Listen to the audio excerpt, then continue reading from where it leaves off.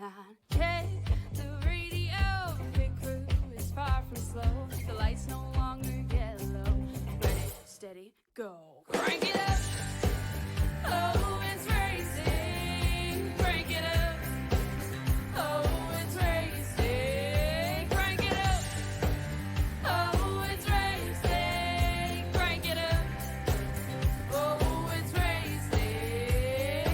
In love with the ride. Burning rubber smells real nice. Fuel it up once or twice. Come on, fast is the way to drive. Crowds all on their feet. Not one bothered by the heat. Imagine them in the driver's seat. Checkered flag would be sweet. Crank it up. Oh, it's racing. Crank it up. Oh, it's racing. Crank it up. Oh, it's racing. Crank it up. Oh, it's racing. Everybody get ready. On your feet. Here we go. 3, 2, 1. Crank it up.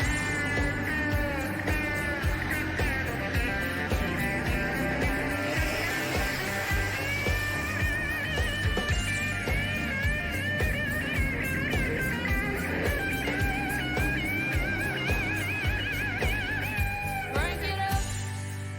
Oh, it's racing. Crank it up. Oh, it's racing. Crank it up. Oh, it's racing. Crank it up. Oh, it's racing. Crank it up. Oh, it's racing. Crank it up.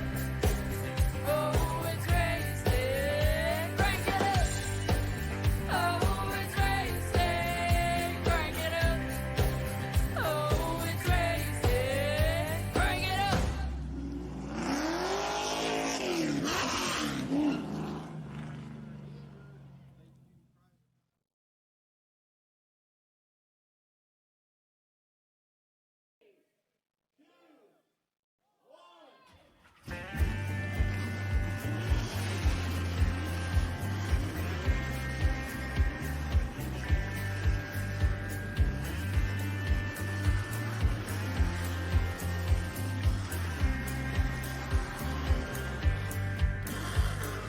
Finger to the sky and a green light shining bright. The only thing I have in mind. The Last Great Colosseum holds many memories and many times in his illustrious history of drivers performing at their highest level to only be pushed and shunned by the tough racing that comes with it hand.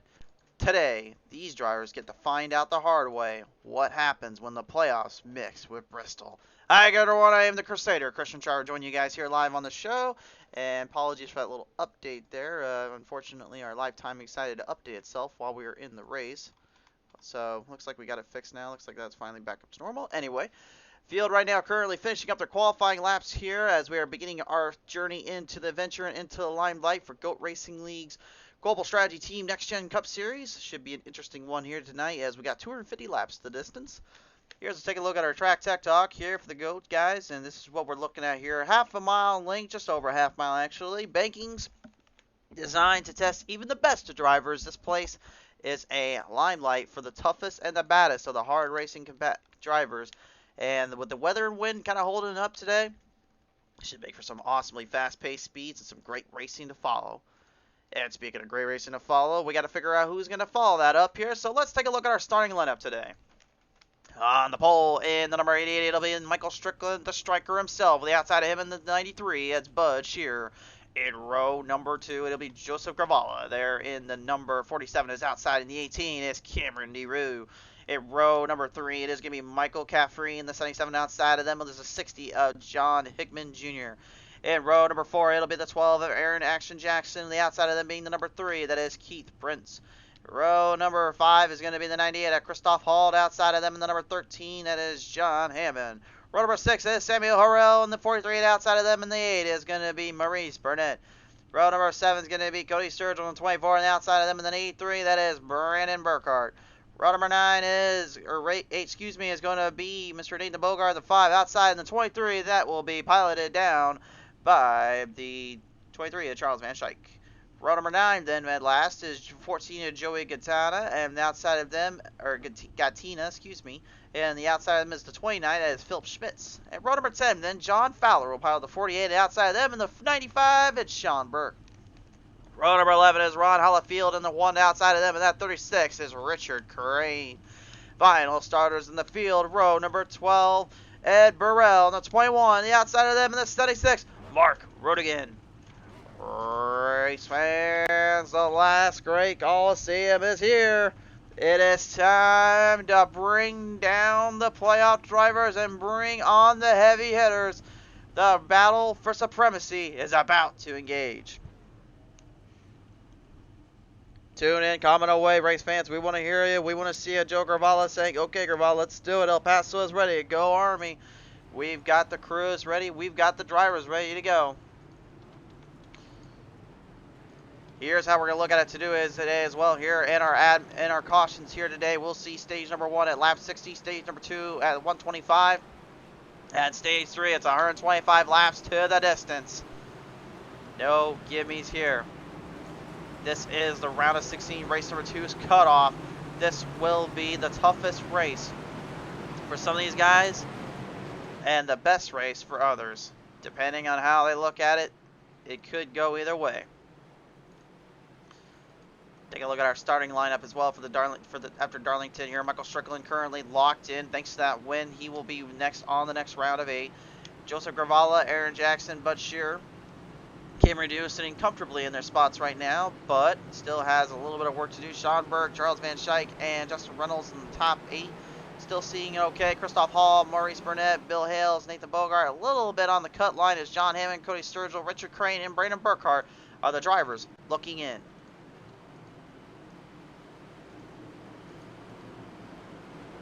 Your field set to go. The action is about to kick on at hand. Bristol Motor Speedway is on their feet. The fans are on it. They're ready for it. Here we go. Stage number 1 begins for the round of 16's cutoff race.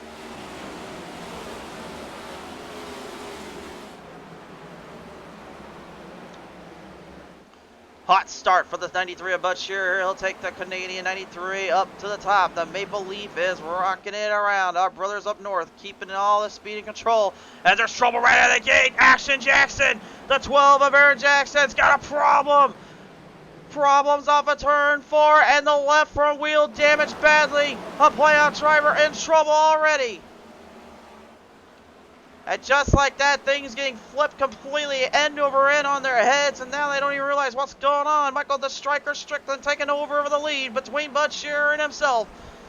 Hot battle here coming down through the gates and through the field. The Nationwide 88 up that Maple Leaf 93. Both drivers hot on their fire and ready to hammer down.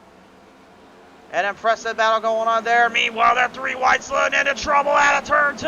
The 43 Samuel Rail finds himself in a problem. The Focus Factor machine has crashed it out. And yet again, it's another playoff driver looking in, trying to survive and conquer, and finds himself stuck between the rock hard lines. My word, multiple drivers currently struggling to stay in this one. Action Jackson getting out of pit road, got a fresh set, got a few tires mixed up, but again, he's 3-4 laps down already. He's going to need a lot of help.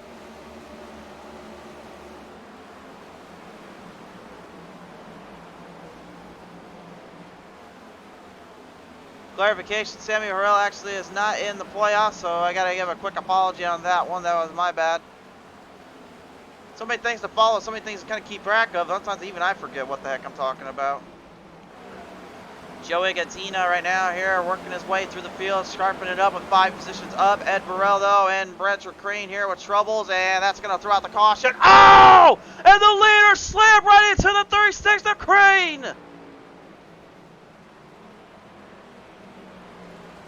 The 88 of Michael Strickland has slammed the leader, has slammed in, and the leader has been taken out in stage 1.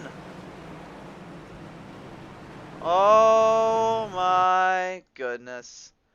Well, let's figure out first what the heck happened between the 36 and I believe the one that got involved with it. Well, no.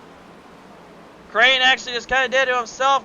Made the 21 and the 83 stop on a dime. Brandon Burkhardt nowhere to go. Watch this hit, though, as Crane tries to get it refired. He brings it slightly down, and the 88 nowhere to go. Strickland slams right into him. And an absolutely devastating hit for the striker himself, as he was your race leader coming off of that corner.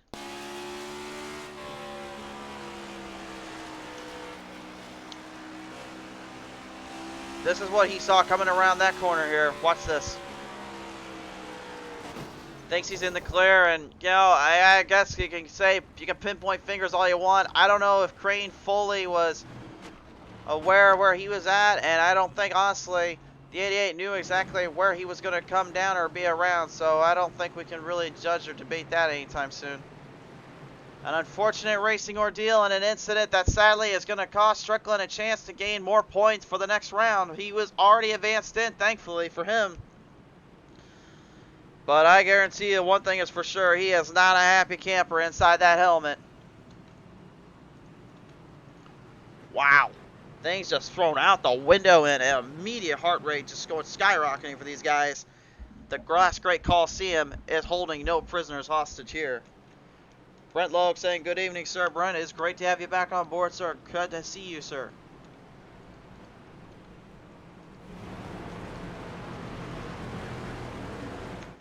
So right now the field going to have to kind of settle back down, and they're going to have to really watch themselves here.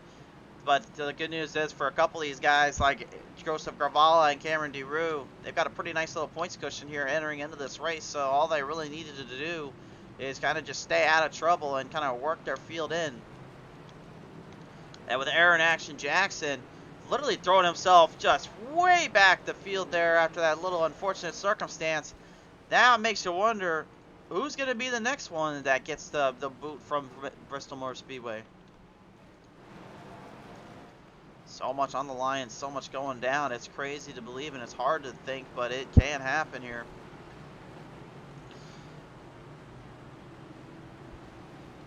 I've always said before, and I will keep saying it until the cows come home, that these next gens are without a doubt, in my opinion, the toughest car to figure out at this moment, because they are such an enigma when it comes to not only controlling them, but when are the parts going to break down? When will, unfortunately, the tire give out? When will you start to lose grip, lose traction, and all of a sudden you can't just save it? That is the thing we've always talked about, and we always keep bringing up here in the virtual world, because these iRacing next-gen Cup cars, they are absolutely a handful to deal with in so many pressurized situations.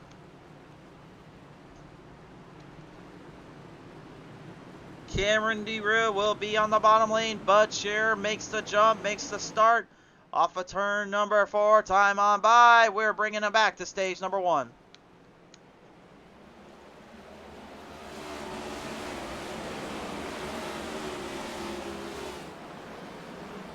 Jackson, by the way, only about 2 laps down right now, so not going into pit road actually helped him out quite a bit there. He's got a couple more laps here, he can get it back, so that's good news for him. Bad news is he's going to have to work his way through traffic and hope that he doesn't find himself trapped again in a mess. Cameron DeRue on the bottom lane sends the 18 around, and Bud Shearer into the wall protection down on turn number 2. The 18 takes the lead. And DeRue trying to pull off what pretty much Kyle Busch would do here on this track in that 18, and that is drive his line and focus on his spots. He's doing a great job of it so far. Christoph Hall, the 98 machine, trying to do a little bit of some unique transitions here as the Spirit 98 is coming right on the clutches of that Autolite 47. Gravala has got some work to do as we go on board.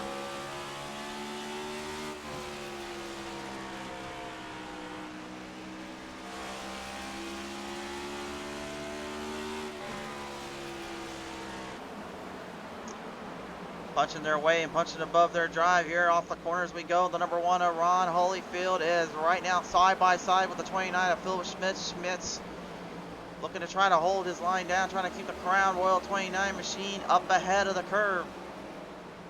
Got a little Crown Royal or 2 there, that 29. I don't think it would have hurt him that much, would it? John Fowler on the number 48 machine looking his way around the track here, trying to see if he's got an opening or 2. But you can see drivers are starting to migrate to the top side. A lot of them are staying to the bottom now, migrating up. You will see that where guys kind of start from the bottom, but then they'll start to shift the dynamic. They'll start to shift their way up to that top side. That in turn forces a whole lot of contention and forces them to immediately make their moves and make their marks when they can. And that's exactly what they're doing.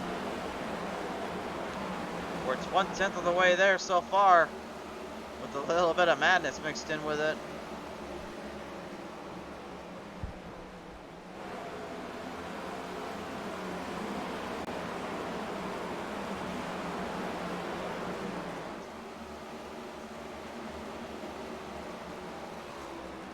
Camera dude right now about a second and 2/10 ahead here, but you're, oh, wait a minute, no, there is trouble again, and Gravala, one of the playoff drivers, has wrecked it off of turn 2. Oh no, that does not look good, folks. He's got no front steering. The 47's in trouble. The right front wheel destroyed completely on that 47. Here's our look at it. Christoph Hall, just a slight tap. You can see the right rear going in, and oh man, oh my gosh. This track right now is just tearing up drivers. There is no better way to put it there, guys. It is just tearing these guys up. You got so much on the line right now. You can't be having stuff like this happen. Mistakes like this are just too costly, and he knows it too. Oh! Gosh. I know how he feels in that car. Aaron Jackson just barely getting around. That does not feel good when you get hit like that, nor does it feel good when you take a lot of damage. Oh my. Hold on just a minute. Hopefully we can get a camera on that. Look at the right front of the 8 of Maurice Burnett. That Caterpillar machine has got an extremely big problem right now. He's got to get that fixed ASAP. The right front is really bent in at a 45-degree angle right now, and he is just barely able to turn it. Take a look at this. Here it comes around. Look at that. That is beyond impressive. He's even still able to keep it straight, much less turn that thing. Got to line up pit stop. He gets it lined up perfectly. And he'll get a fresh slate and a fresh car, thankfully, but unfortunately, that will cost him one. And you literally got to look how many laps we're in right now. That's his first pit. That's his first fast repair, and he's already gone on 27 laps into this race. And just to clarify too, they get one quick repair, just one. So once you use it, that's your use. That's all you get out of it.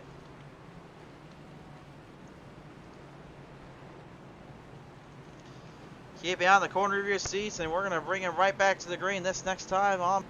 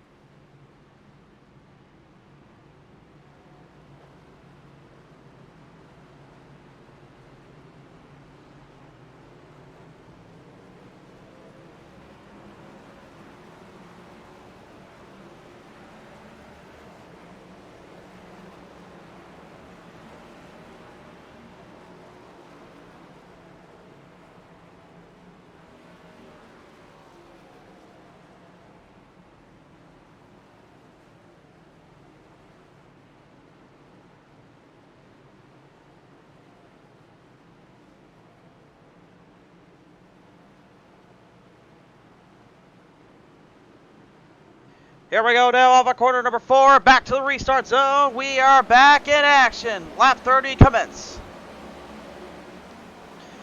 Still about 36 laps remaining before we enter into that stage break here. We'll lead him down to the field.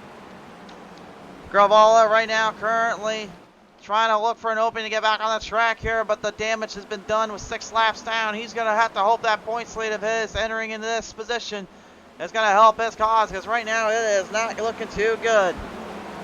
Cameron Deaver looking to win his way in. The M&M spookified machine is coming through.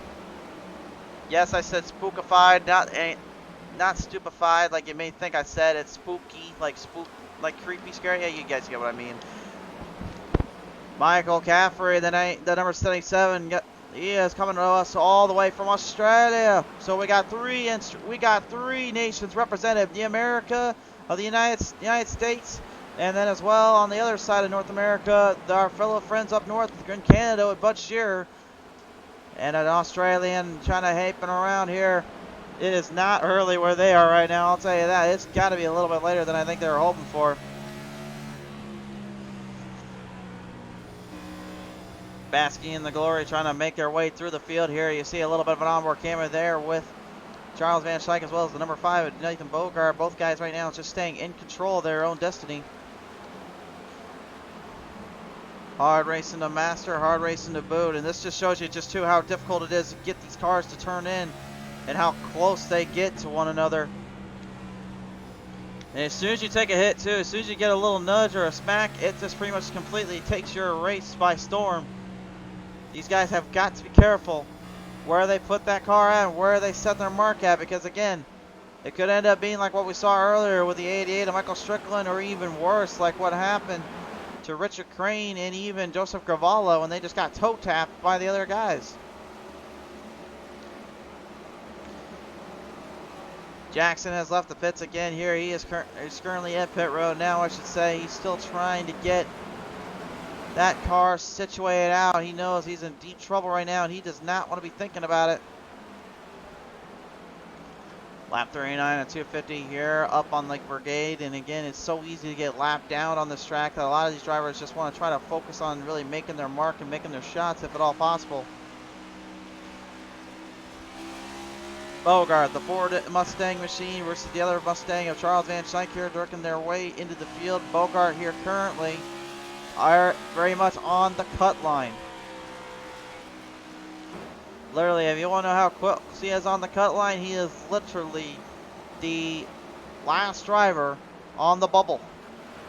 So if he misses out this one, or he has any mistakes today, he gives John Hammond, Cody Sturgill, Richard Crane, or Brandon Burkhardt a chance, and Bogart and Hammond are actually tied right now in terms of points. So that's got to be not sitting well there for Bogart, considering Hammond is kind of up front right now. He's in the top 5 here, moving his way to the chains, trying to make another round at it with Christoph Hall. Probably watched carefully, though, earlier on what happened between the 98 and the number 47 earlier on. So I think Hammond at this point is kind of taking his time, cooling himself down, just trying to focus on himself and only himself. We go on board with Hammond.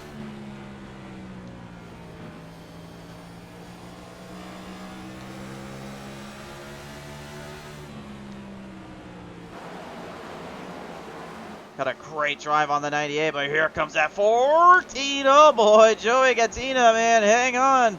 You may be showing up on the show, but I would be careful who you mess with down there. Those guys are running for a position. I don't think he seems to care, though. Here comes the number 14, Gattina. Huge run in the North Carolina 811. The 811 machine has moved the chains, and the number 14 Camp getting further ahead. Hammond may have overdrove himself a little bit too much, and now these guys are just pummeling him. This is exactly what the 5 of Bogart wants to see, though, especially in stage number 1, giving him multiple opportunities to try to make his way back. Caffrey looking on here through the field. They are nearly 3 wide entering turn number 2. There, they stabilize it back down, thankfully, but oh, my. You just never know what you're going to get in Bristol. Sometimes you get the hardest and the best racing we're seeing right now, and sometimes you just get absolute chaos like we saw a little earlier on. There is no fine line. There is no can't get to it. You just got to rake and dough and rake it all the way through and hope for the best. Endo right now, run out off turn number 2. Yellow flag is out here. There's a problem down there. Cody Sturgill on the 24 comes to a dead stop in turn 1. That will slow the field back down to pace. And stage points on the line too. They're rolling really closely to the end of that mark. Here's our look at it here. Unfortunately, Sturgill getting a good run here. They 3 wide off, and there's no room down there. And he was not getting out of that cleanly, but you see drivers being smart. They braked quickly, and they got out of the throttle. The 24 suffering minimal damage. That car takes a beating and takes a good shot. Sturgill is okay. Although that right front may have something else to say about it. Technical difficulties on the screen there, folks. Sorry about that. So there is a slight bit of damage on the 24, but he'll get, as long as he stays out, he will get his lap back. Field gonna march their way around again here and try to get set up. Lap 60 is their stage break. So stage 1 ends at lap 60, stage 2 will end at laps 125, and then from there we just give them the hi-ho silver run and let them go for 125 laps.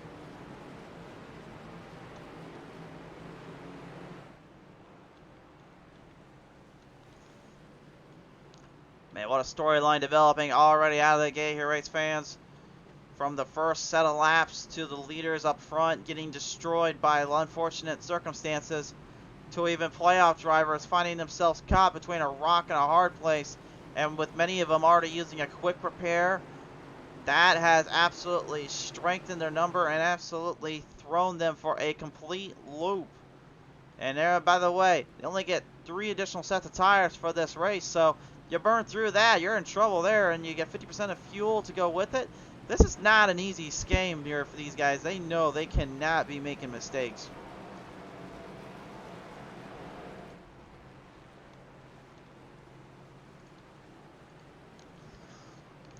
It's a knockout, round by round performance, a knockout kind of style racing.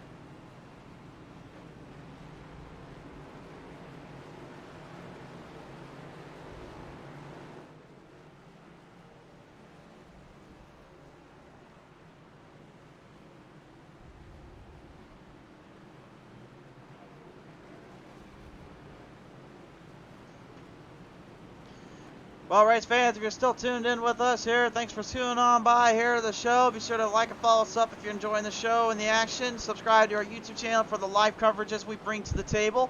Also, share the stream around. Let the drivers and fans know alike you are listening, you are watching with them.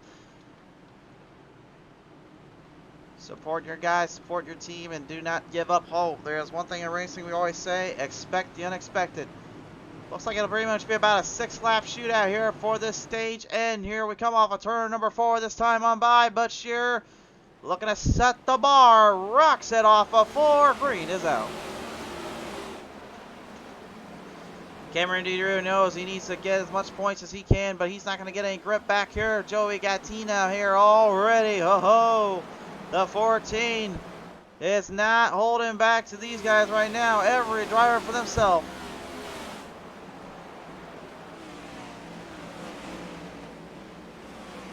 And you get to see how crossed up they get through those corners here, just trying to hold a line down and trying to stay out of trouble.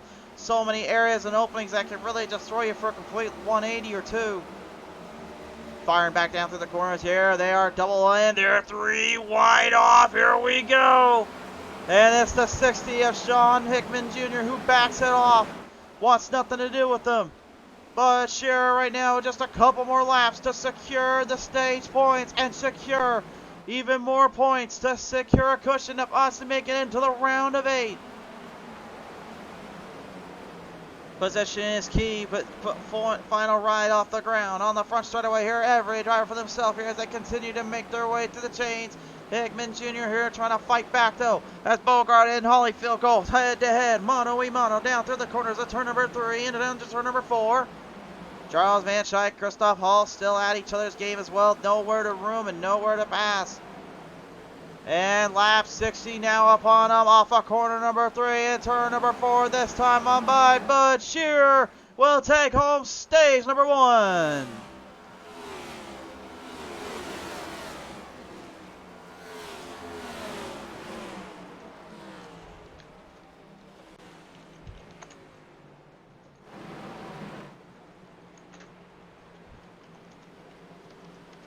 A big victory for the number 93 of Bud Shearer. He'll take the early advantage here, looking to bring it home for his fellow Northern brethrens and sisters as well. This is a great start for the 93 camp. And man, just what an absolutely wild performance we just saw out of stage 1. That's just stage 1 too, by the way, guys. That's not the whole race. That's not even close. We're just getting started.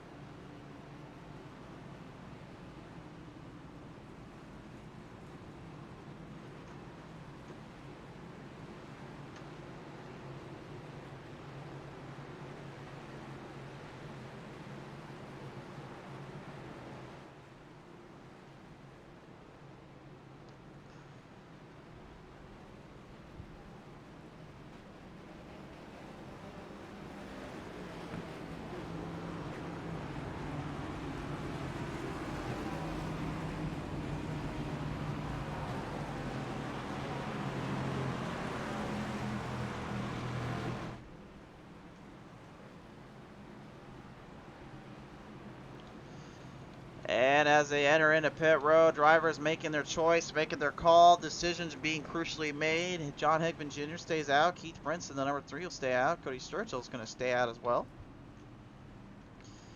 Field just kind of getting themselves squared away here, looking to maybe trying to rattle up a few cages, maybe figure out how to hang in position.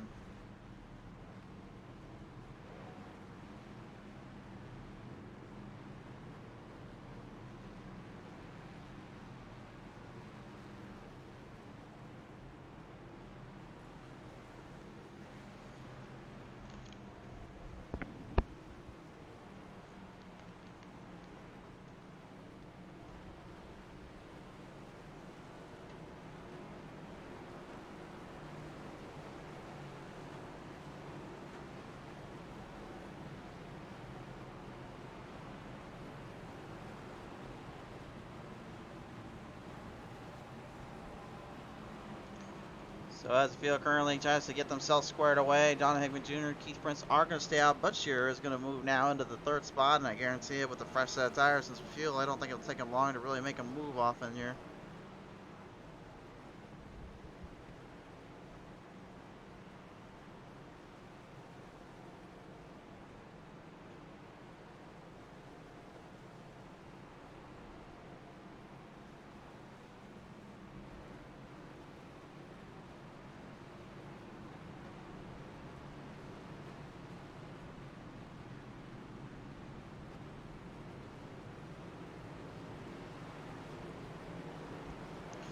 So double filing back into position here, race fans, and the guys and gals are ready to kick it up again here on the show.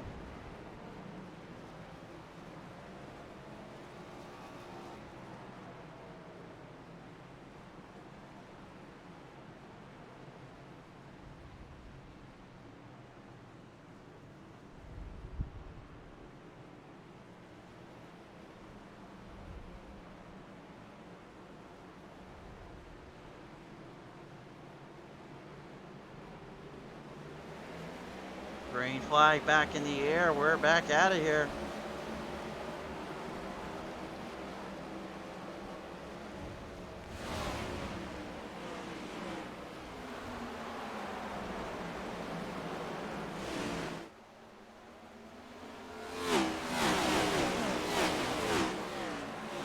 Oh, trouble right out ahead. Keith Prince wrecking a pile up in turn number 1 and 2. Oh, you gotta be kidding me. Well, camera's got a great look at that as it happened right in your live timing feed, but my goodness, folks, these drivers are absolutely still fighting the demons, and even Bud Shearer almost finding himself in the same issue Strickland found himself in earlier, my word. Well, here's what happened, and here's the culprit of why this happened indeed. Keith Prince dealing with that 93 of Bud Scherer right below him. Watch this move by Keith Prince. Got stuck on the apron. Gets a clip from the 93. He catches the 48. Then everybody else trying to avoid, trying to evade. At this point, they're just trying to hope for the best. Some of them getting out clean. Others, well, they weren't so lucky. But my word, that was a wild, wild little spot.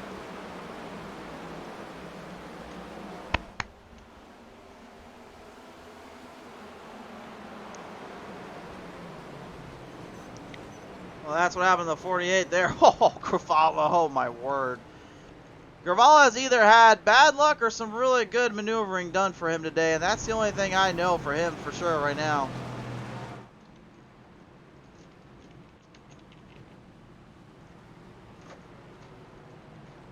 Trying to get the stream to refresh there. So again, I know you guys probably get annoyed with that technical difficulty screen, but we're always trying to refresh the stream, make sure it's still up and running properly.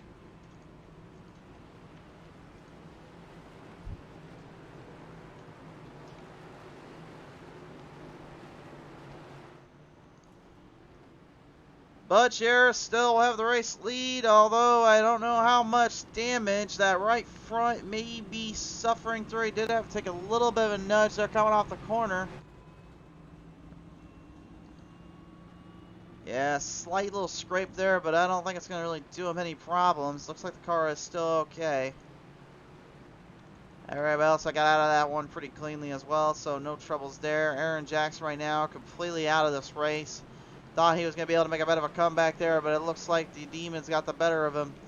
He will finish dead last in 24th, and remember, he's your third place driver with a 44-point cushion. This is not looking good for him in any way, shape, or form.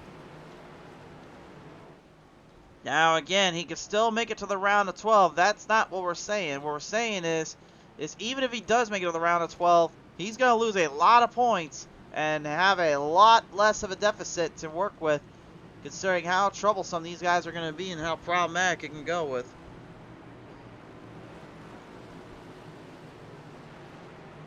Kimmy D. Moore, I hope I'm saying your last name right, saying get him, Ed. I'm presuming when you say Ed, I'm presuming you're talking about that 21 back there of Ed Burrell.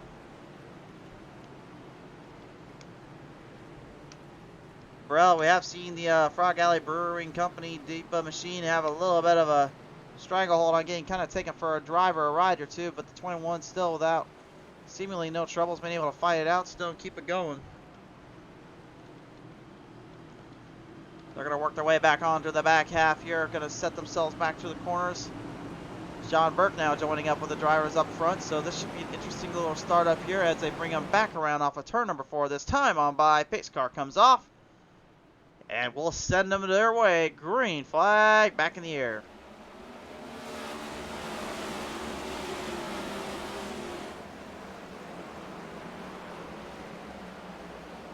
Strong whip through the corners here, railing them back down. Drivers trying to get a grip of the bottom lane, some trying to get a grip of that top. Either way, those cold tires are not helping causes whatsoever. That's why you see a lot of guys kind of taking it easy to the turns and watching their cornering as much as they can. Picking up on speeds of upwards of 141 miles per hour on their own. And then stuck in traffic, only about a 137 to 135 miles per hour until trouble starts again. Hang on there. Pigman Jr. loose, manages to save it. Can he recorrect? He did. Same can't be set for the 8. Maurice Burnett yet again slamming it into the outside, then to the inside wall. He's okay. He'll continue on. Now the frenzy and the fury trying to get up to the 18 at Cameron DeRue. Bud Scherer lets him on by. We have a new leader as the caution draws. Michael Caffrey, the number 77 Pennzoil machine, comes to a dead stop once more.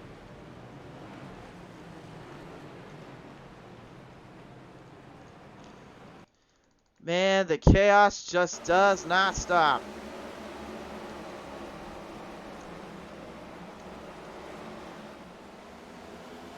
Slings it right off, and Christoph Hall yet again clipping with another driver, but this time Caffrey really had nowhere to go. I mean, where was he supposed to go, and where was Christoph Hall going to be able to drive from? I mean, there was no way of getting around it.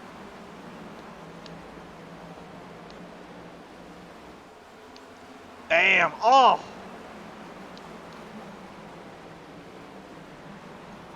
My goodness.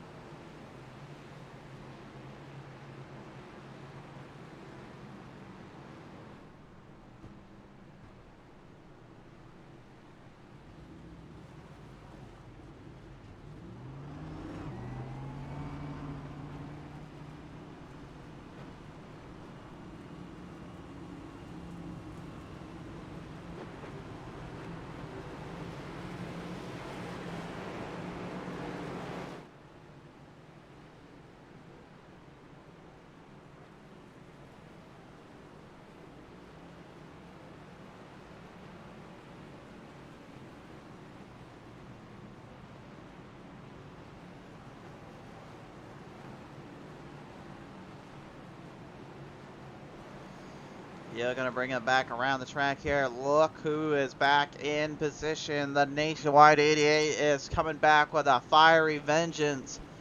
Count out the drivers when they have something on the line here, folks. Now again, Strickland has nothing on the line in terms of going for broke to make it to the next round. He's already done it. He's in the round of 12 no matter what happens here. But you got to understand something. When you're racing for points, you need every point you can get to maximize your potential and maximize your chances. That much is very considerate, very much in concern.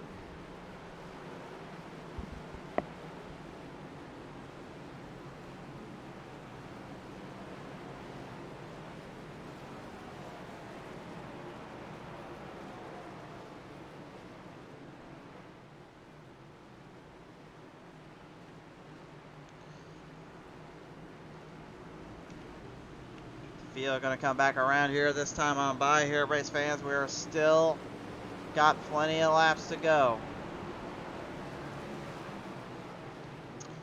Off the distance in turn number 4 this time on by. Green back out. Can these drivers keep their heads on straight?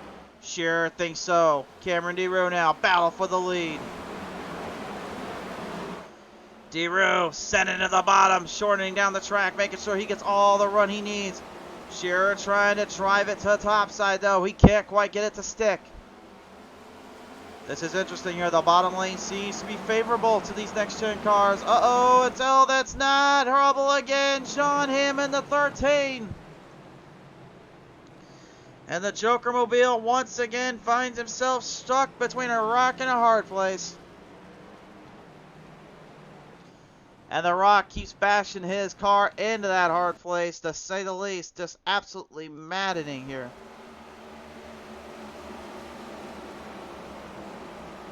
One more look at it. Lost in the turn. Nobody hit him. That's all him. Oh! I mean, it's a good thing he braked hard there, because otherwise he'd been in trouble. But surprisingly, little to no damage on that front end. Slight little scrape on the right side. That may have been for the initial contact. Depending on how bad, though, that affects the overall car. Will be determined on his end here as he continues to get it back up and running. But again, this is not looking good right now for these GOAT racing drivers. And they're well aware of it too right now.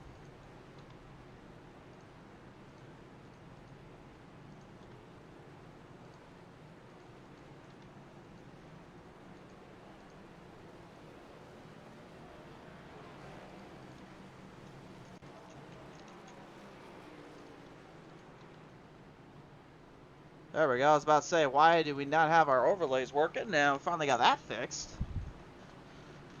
I really hope that technical difficulty screen does not have to keep coming back up and all day here. But again, if we got something going on, we got to fix it here, guys.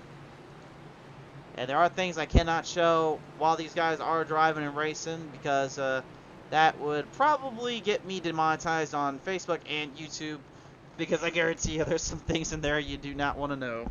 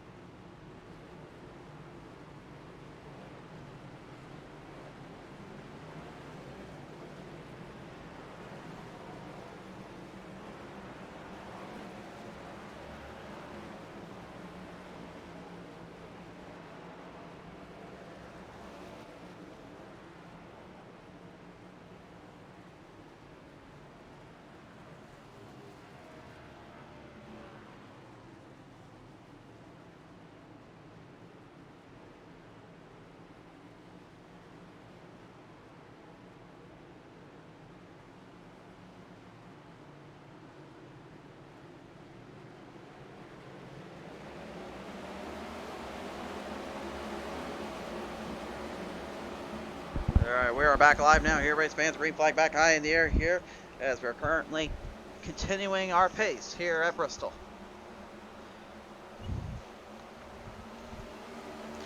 The oppositions right now currently trying to see where they can line up to and trying to see where they can find an opening with. Sure now, Andy Rue battling off again. Nathan Bogart moving his way to the chains. 12 spots up for the number 5. Bogart needs any help he can get right now because honestly he's going to be pretty much put into a must-win scenario, or if not literally a points race scenario, because he's on the bottom of the cut. He is one spot away from being knocked out. Shearer, after hitting the wall, gives him an opening and now takes control. He's got a chance here to start making some moves here, making some gravel, and then right to the tortation here. The torment begins now as you watch tires burn. You start to see a fade away in the track. The bottom lane, though, again, it just seems to be the optimal line. Is this old Bristol reoccurring itself, I wonder? If it is, then the next gen, in my opinion, has done exactly what it needs to do. Ron Hollifield now making it even harder for the 93 of Shearer here, even though Shearer took stage number 1 home for the points-wise. He still isn't exactly out of trouble. He's got to watch out for the rest of the field and trying to keep a close eye on some things. Cody Sturgill, what a day this kid's had, man. He has been through the absolute war zone and back, just trying to hang in there. And now he is looking to cross-thread and drive this thing into the ground. He has got to look there at Shearer and Fowler. But he currently has Shearer up top side here. Sturgill will move his way to the chains now as Hickman Jr. joins the fray. They're running out of laps, running out of time before we enter into the stage break. John Hammond with a bit of a problem down there now suns his way back into the pack here, and he is not looking good to make it to the next round the way this is going.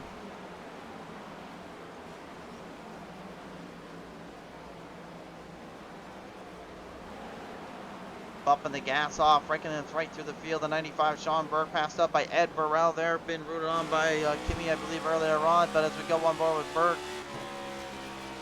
we can see and you can hear the throttle rhythm actually kind of condensed and slowed in into pace. Looks like they're trying to stay a little bit more on hand and on track here to stay with the momentum and keep the opposition at bay.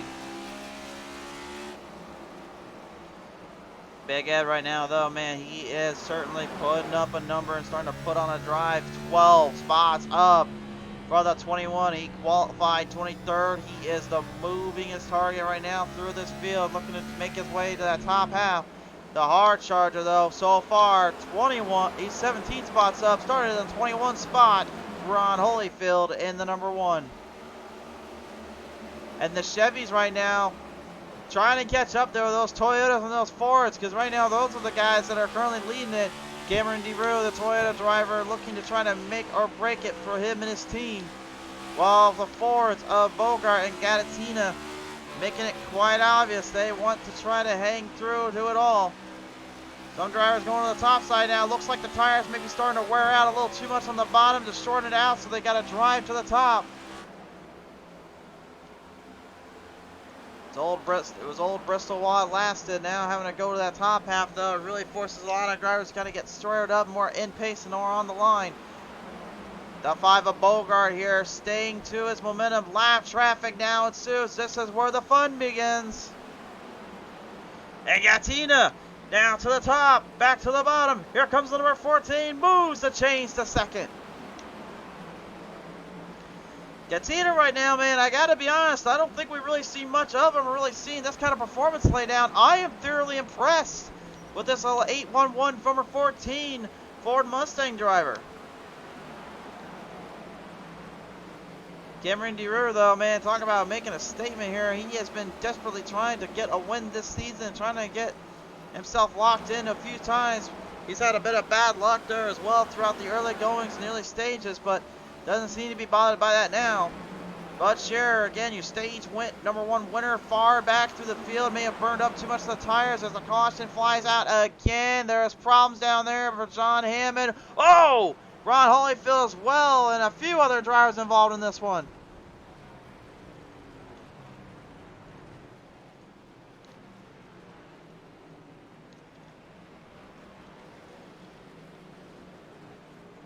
Well, the way we're going, we may have some bonus racing, or we may have some more chaotic racing. I don't even know anymore.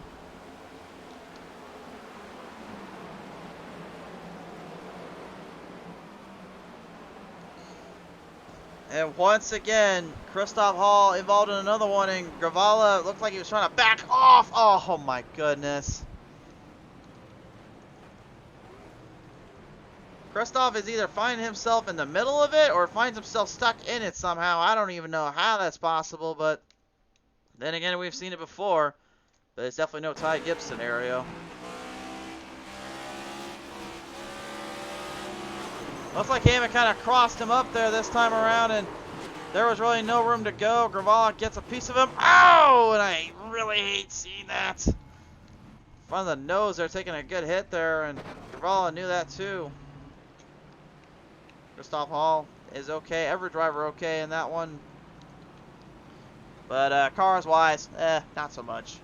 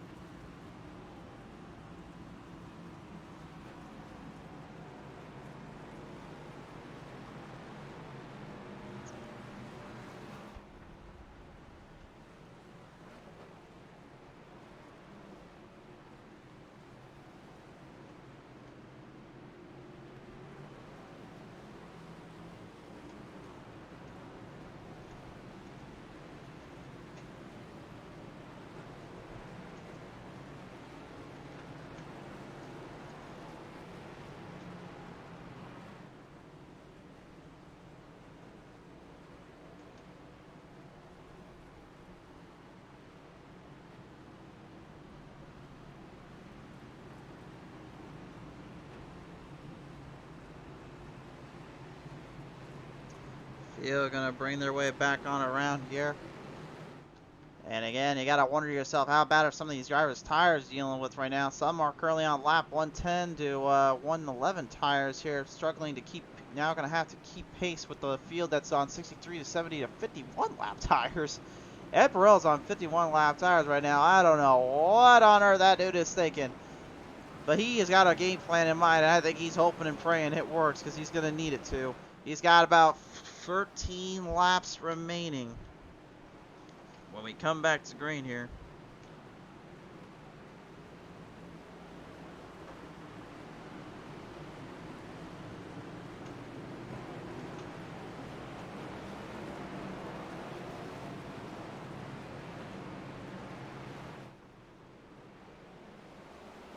Green flag back on out. Here we go again.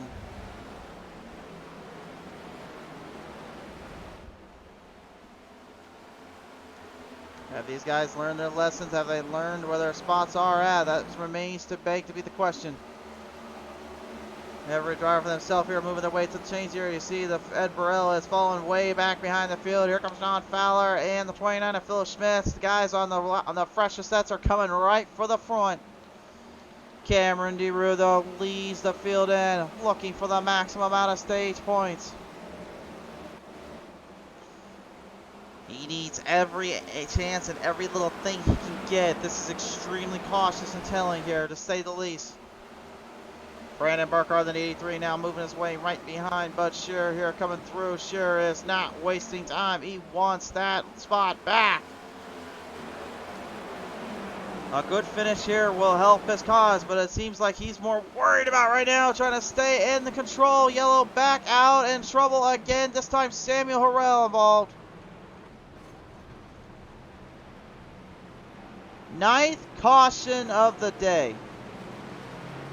I honestly lost track until whether they just saw that pop up on our screen. I didn't even know that was the 9th caution of the day. And my word, it's been the most out of any of our races with the GOAT Racing League. This has not been their day. Harrell gets loose. Grival is probably bringing a sigh of relief when he watches this back. Oh my word. Just lost in the corner, had nowhere to go really, and then sadly that was about what he can do.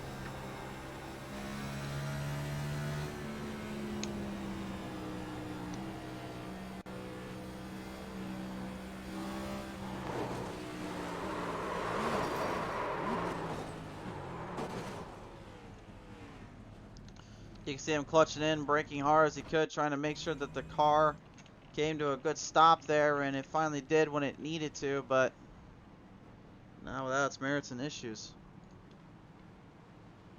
Driver's going to have to stop real quick, trying to get everyone situated out. I do believe they'll have at least one more lap or two to get to the stage break, or they may just call it there. We'll have to see. Race fans, tomorrow night we've got a doubleheader coming your way. Battle of the Racing League and Enduros at Indy. But also be sure to check this out here. Shake and Bake Racing League at Martinsville virtual scenario. That should be a good one. We'll see you guys then tomorrow night live here on PTM Racing TV. Monday we will have that off until we hear otherwise. But if again you guys want to have a broadcast done or someone wants it done, feel free to call us. We do have Wednesdays open as well if anyone's interested. But Tuesday night we will embark one last time. The very, very final race for the Fast and Fun Cup Series. Season ends in climactic sequence at Phoenix Raceway. And come Thursday night here, we watched absolute pure madness surrounding the 2-mile-long Michigan International Speedway with super late model cars and the Pit Stall Racing Series. Well, how about we do another 2-mile-long race as we go to Auto Club Speedway for that go. And then Friday night, capping it off here, Worldwide Technology Raceway with the Misfits iRacing League. It's coming your way at that time. Next Saturday, we will have off for the GOAT Racing League, but they return November 12th, and you know where they're heading? That's right, we're going to the big bad daddy of them all, Talladega Super Speedway. It's coming to you 2 weeks from now here on Saturday nights. Main events for GOAT Racing League. And the GOAT Global Strategy Team Next Gen Cup Series right now currently facing the pressures and starting to face the endurance here that they're being led onto. So much at stake again coming into this race. So much on the offensive line and on the defensive line too for the points battles. It just shows you how crazy it can get. Right now we had 24 drivers entering this race. Only 17th spot and back, or 17th spot and up I should say, is on the lead lap. Everybody else behind him, down a lap, at least one. Aaron Jackson right now out of this race due to the unfortunate circumstances there in the first set of laps. Nowhere to go and no room for error there, and that's what these guys are worried about right now. 3 laps remain. Here we go. Stage on the line. Cameron DeRue is going to have his hands full. Here comes the 93. Just a couple more laps remaining. Can DeRue hold down Shearer? Shearer is a madman on a mission. He's got the 18th corner panel. Now he needs a straightaway. He can't make the pass yet. One more time around. Can he get him here? He's got the line. He's got the seam. But he loses a little bit of a turn for the straight. Now needs it back in the next set of corners. DeRue slamming the gas, trying to hang on. One more time around for the boat drivers. They're going to be deadlocked to the corner, and Bud Shearer will take him.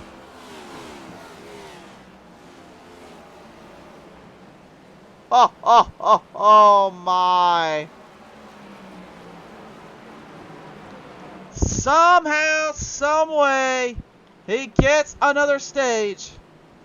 And that one might be the luckiest one he has gotten due to the scenario of the cautions and timing out a perfect strategy to get back to the front. A little luck and a lot of skill mixes together quite nicely, I will say. What a finish there for sure. Now, with pretty much a lock on the next round.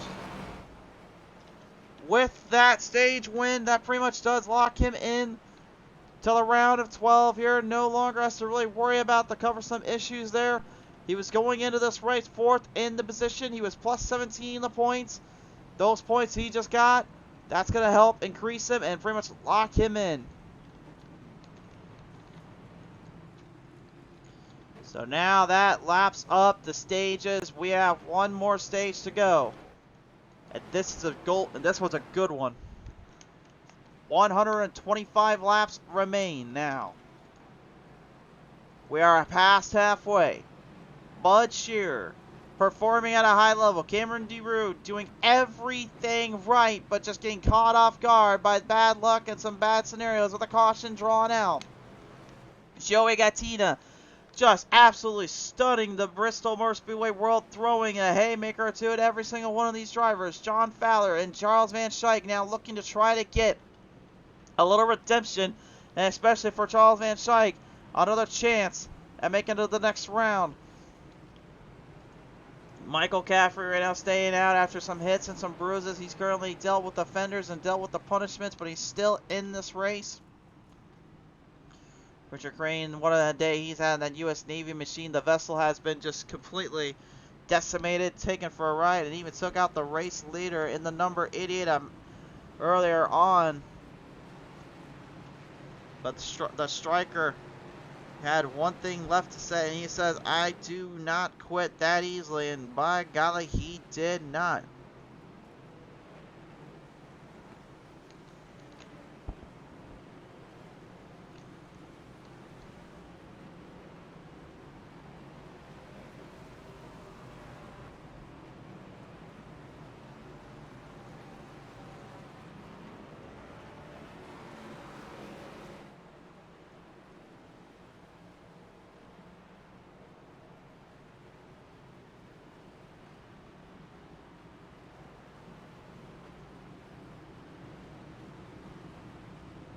We are now going to double file these drivers into position. What a race day we have witnessed here, race fans, and the thing is, we're just not done yet.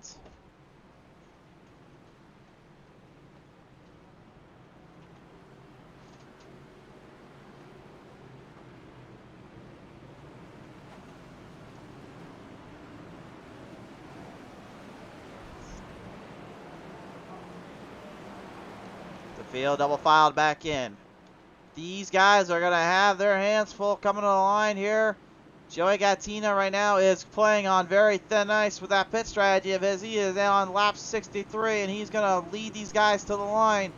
What happens next? Can they get around him, and will he be able to hold it down off of corner number 4? It's time to find out. Final stage, engage for the Global Strategy Team Next Gen Cup Series.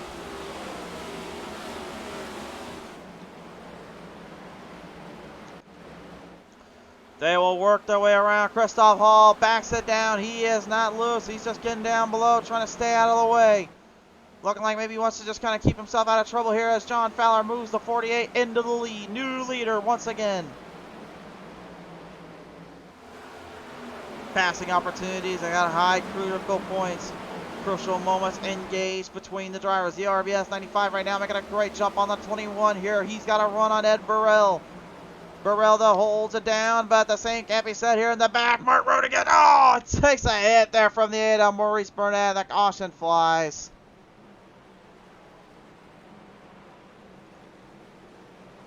You just cannot escape the madness here at the Bristol Motor Speedway, it seems.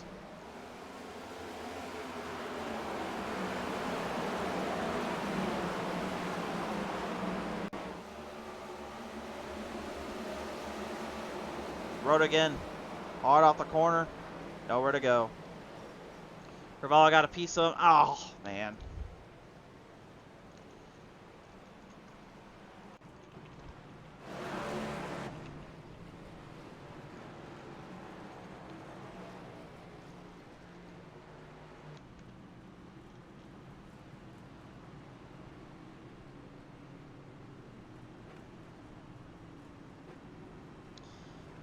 So once again, they are going to be put under the scope and under the radar here.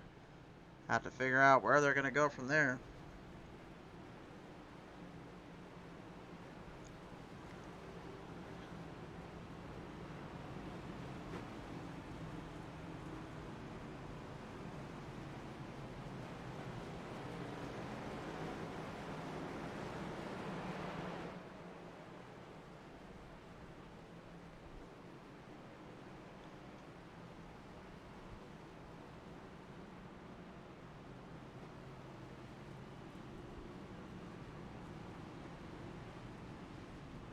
Well, dispatching out now. The field going to struggle to really figure out their grasp, get a stranglehold on where they're going. Those really that haven't been in a pit road yet now are going into pit road, and I can't quite blame them, really. Probably the best time to do so, considering what is at stake and what is on the line here.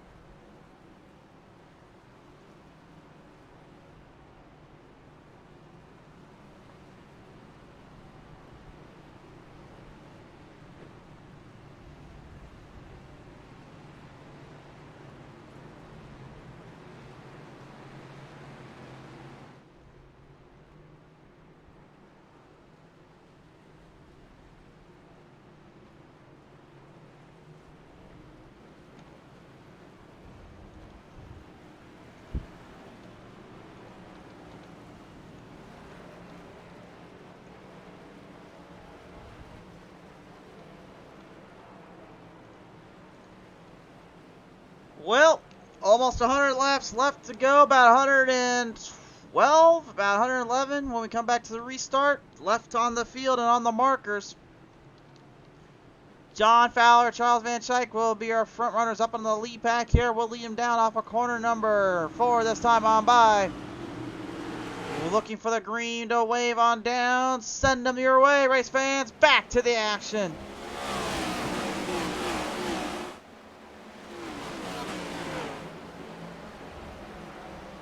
And out of the gate, no surprise here, Cameron DeRue already marched into the field. He's well aware, though, what has he got in store and what he has left to do. That's going to be pretty much his consensus. Pressure on right now. Field currently moving their way into the distance. Butcher already making some good drives back. Cody Sturgill getting ahead of Joey Gattina right now. Uh-oh, Christoph Hall, look out, problems again, but no caution out. The striker currently moving his way to the chains as well.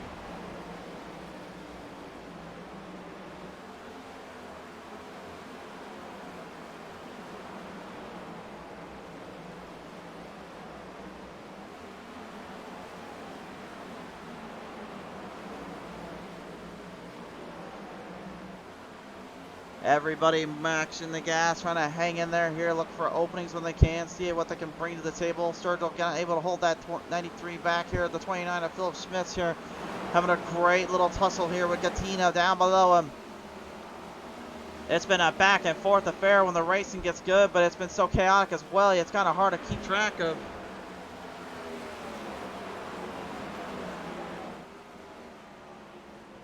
Caution out again. And this time it's going to be on Joey Gattina here. The number 14 will suffer some damage for his troubles and a bit of a problem down there. Credit where credit's due. He made a pretty impressive little start here, considering everything he had up against him this day with the playoff drivers and the racing drivers. One more look at it though. Let's take a see what happened. Looks like Hammond gets a slight bit loose. Got struck back in. The 14 nowhere to go, and Ed Burrell also getting taken for a bit of a vantage point.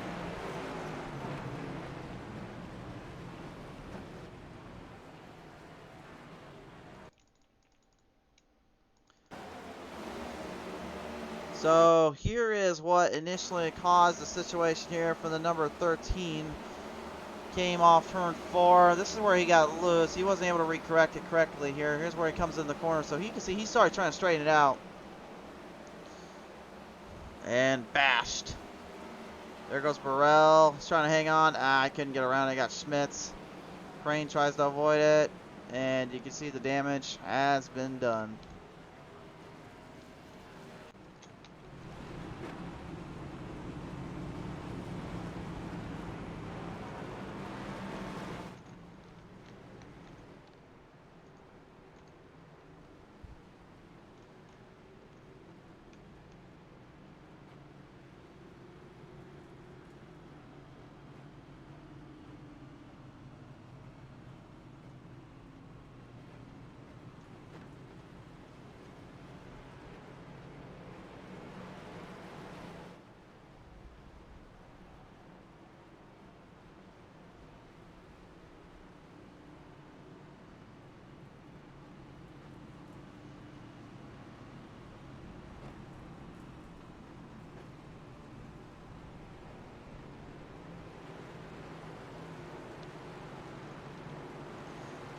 Well, we're nearing about 100 laps left to go here. Just been pure chaos from the word go. And no one has been able to really kind of get away from it when they can.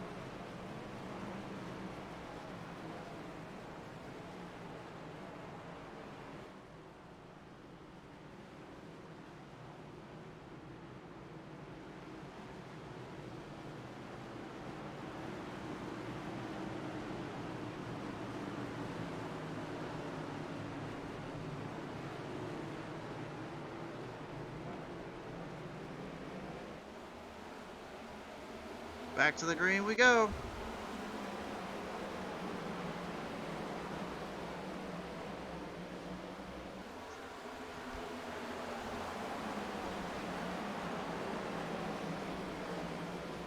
Coming back around right now here, the guys currently trying to dictate their pace, trying to hold off the charges and trying to stay with the field.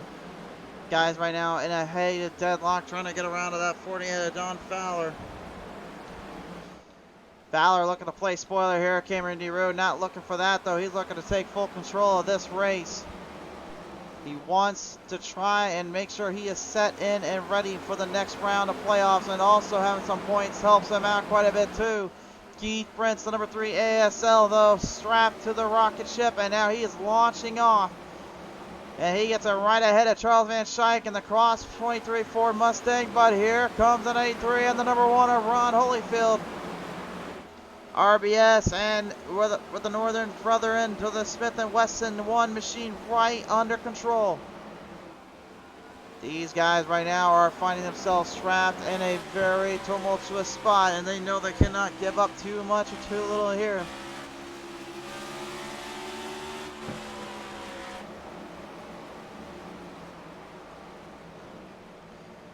Wrapped around now and out the turns. Here they go. Field's going to work their way through. Brandon Burkhardt, the 83 here, kind of gunning up ahead of the number 29, Philip Schmitz, the 77 of Michael Caffrey. Also clamoring through. Every go, every spot you find, you take what you can get and hope for the best. And that's exactly what these guys are looking for right now. Some absolutely tremendous racing until this happens again. 3 wide turns to a wreck. Trouble again. Hammond and Gravala involved. And Burrell again, slamming right into Burrell off a turn, off the front stretch on turn 4. Oh my. Well, at this point, I don't have any problems with my voice, but I think I may need a lot of water and maybe a little bit of an air compressor to get the air back in me when this race is over with. It is getting harder and harder to keep up. Bogart saw an opening, but the 21 slowed down too much. Tried to back off. Gravala, Hammond's trap. Gravala able to get out of that one. Hammond as well, but yeah. That's really the best thing I can say is, yeah, it's one of those.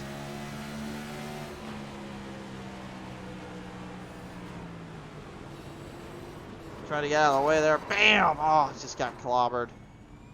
Once it got straightened out, you knew at least the car was okay, but yeah.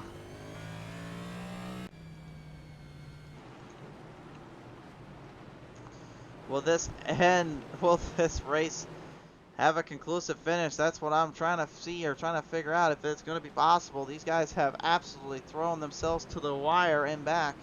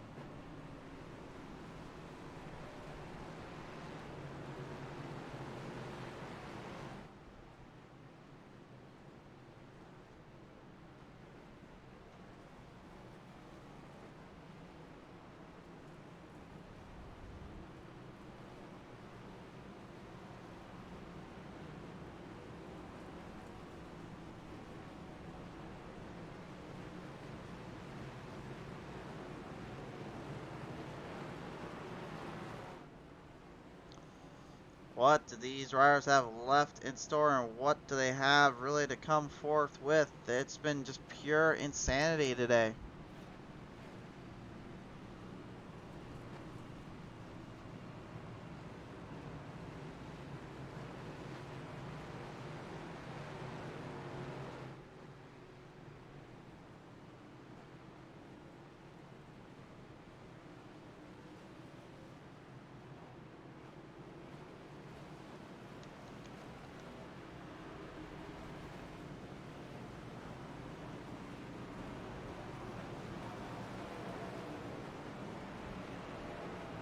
Here we go. Double filed up once again. And Deru right now currently, in my opinion, has the best chance against Fowler here because this is exactly where he wants to be. The downside for him, though, is against Shearer is also in that mix. And Shearer's had his number today all day long.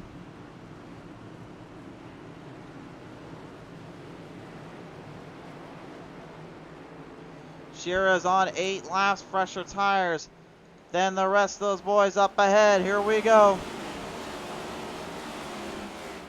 And coming off the line, trouble again. Gravala did not get off the line. He is going to be trapped there, and he is stuck on the front stretch, the 47. Problems again.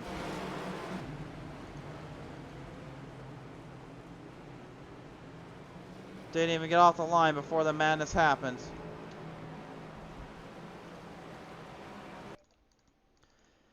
Let's take another look at it. Well, here's what happened. He was actually he was still in pit road. He got it out, and then this happened. Try to get up to speed. And it's actually on the back straightaway, not the front, like I mistakenly said. Let's hear the leaders coming up. And Deru, look at Deru. He had a chance there to take down Fowler. And now realizing that chance has kind of gone the way of the dodo bird. And that it no longer exists. But he'll get his opportunity though. Fowler is going to pit road, so Deru will stay out. We'll have a new leader. And honestly, I think we're at caution 13, I think? I don't even know.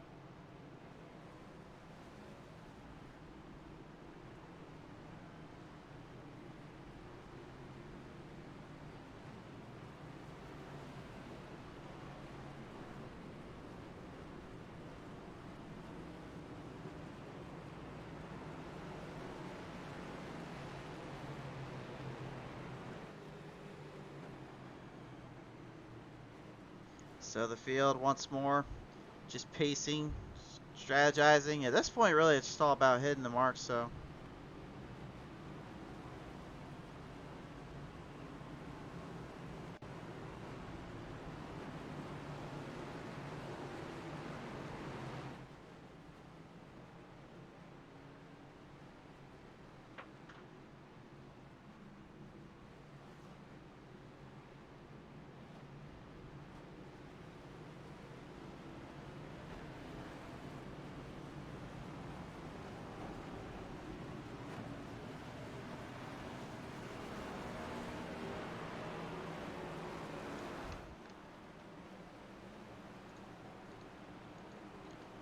Field now they're gonna relinquish and reconfigure us out on the track. This has been just a maddening race, but we are not done yet. We can get this finished out in one way or another, and it can go clean, it can go green, it could be a fire's paradise here. This is up to the driver's end, not us.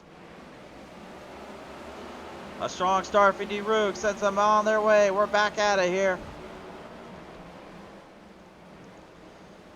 And there they go once again back into the distance.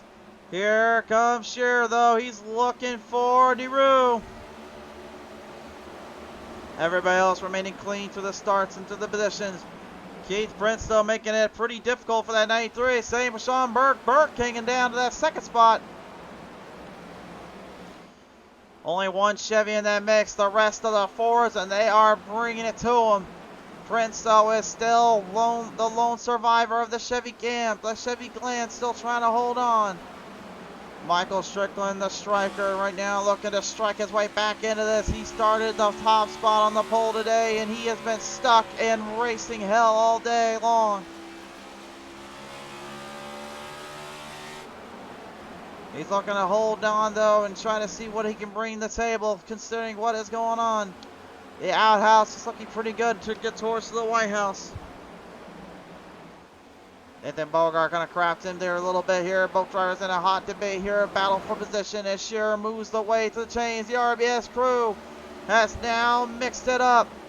DeRue has got a 2.5 plus gain, though, on Shearer. Is that enough to hold him back before a caution could fly through? We are just 75 laps remaining here. Opposition at pine. Every driver for themselves still trying to keep their way to the chains. No one is left safe in this one.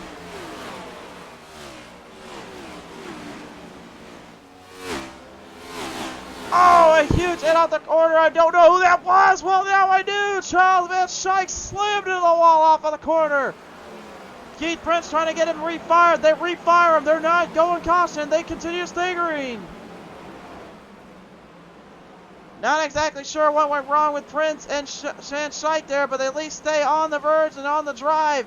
Bogart making a great comeback here now. 11 spots up against the hard charger with Sean Burke ahead.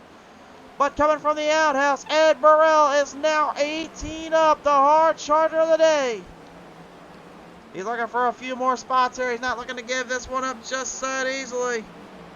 This has been an absolute war zone for these guys to have to clip through and make its way into the positions.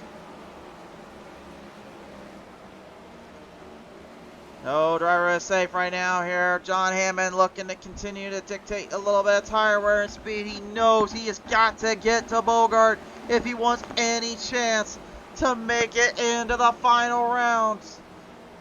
This is his last chance. Him and Hammond are both in a hot debate for that podium spot. Both guys are tied entering into this race in terms of points. If Hammond can somehow, some way get ahead of Bogart in terms of finishing order and position, I think that might be enough to get him to round of 12. From there, then he'll have to start really dialing in deep and hoping for it to stick. He's doing a great job right now with the damage on that front end to actually even hang in there. Sturgill going right behind in the field here as the 95 of Sean Burke works his way through. The number 21 of Ed Burrell also in the mix and in the brackets. So much going down here. These guys have nothing left to lose and everything to gain in their opinions. Brandon Burkhardt, the 83, though, looking to gain some ground. 3 wide off. Gets it cleared. Burrell allowing them to make their move. And the distance in battle fourth, but here we go for the race lead. Shearer has had the AT's number all day. He'll get him again. A win here locks Shearer in. DeRue knows he got enough points to lock in, but he doesn't want to go that route. Charles Van Schaik a lap down, and now looking to get back in contention. He put himself in a very tough ordeal there. He's actually a couple laps down. He's trying to hold on. Cameron DeRue right now, though, facing the punishment and the consequences that laid earlier.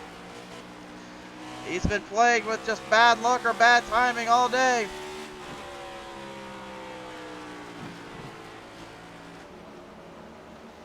Hammond right now 3 spots back of Bogart. Bogart trying to keep him ahead. That's about a 5-6 car length difference between the two.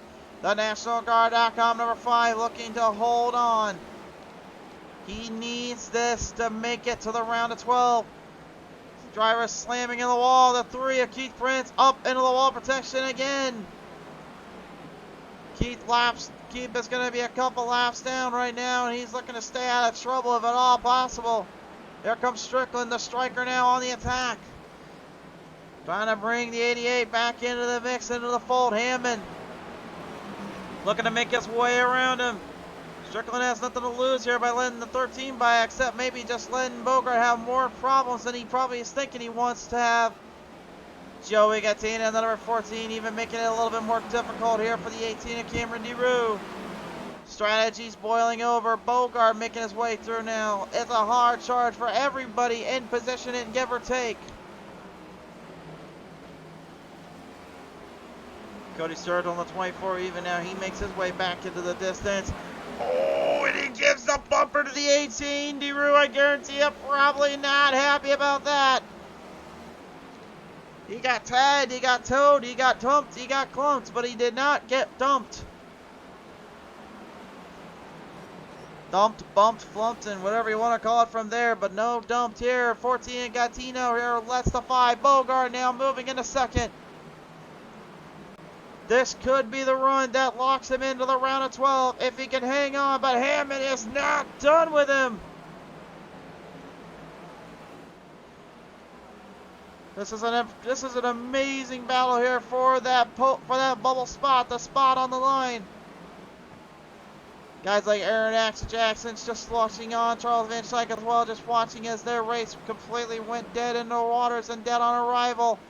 But the good news is for them is they don't have to worry about too much of what these guys behind are doing. Cody Sturgill even, we forgot all about him. 2 spots out of the box spot 2.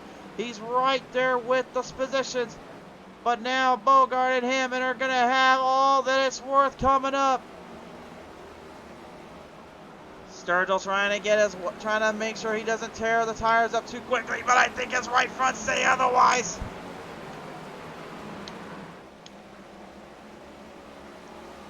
Got a bit of a wall protection clobber there. Oh, here we go. Battle for the bubble spot. This could separate the 2 for the position, and Bogart letting Hammond by. Hammond moves into second, and he's closing the gap off on Shearer. Could he possibly do a win in your in scenario? He's got a chance. Hammond is coming for him. Shearer well aware at this point. I don't think he needs to worry about him. I think he just needs to worry about continuing to stay in the top 5 to bracket the points up. We've got 51 laps remaining. Hammond has caught Shearer to the inside, looking for the pass, and the choker comes on. He played his cards right and played it well. Looking for the lead this time on by. He's got it. Hammond has got the lead. Could he possibly win it out and move it in? They're going to go 3 wide entering the turn. Hammond can't make a mistake here. Neither driver makes a mistake. This is just some impressive ongoing action right now between these 2 heavy hitters. Shearer may be letting too much of his gaining ground stop him from the field. Oh, Hammond got tagged. He can't back off the throttle. Stays out of trouble. Shearer is not making friends with him. That much is for certain. Bogart watching on, knows that he is crumpling away. He's going to need a little help. He needs a hand or something. Anything to save his day and save his race. Cody Sturgill even. He's in a very tight spot. Uh-oh, Burkhardt almost taking the 95 of Sean Burke with him. They both keep it under control.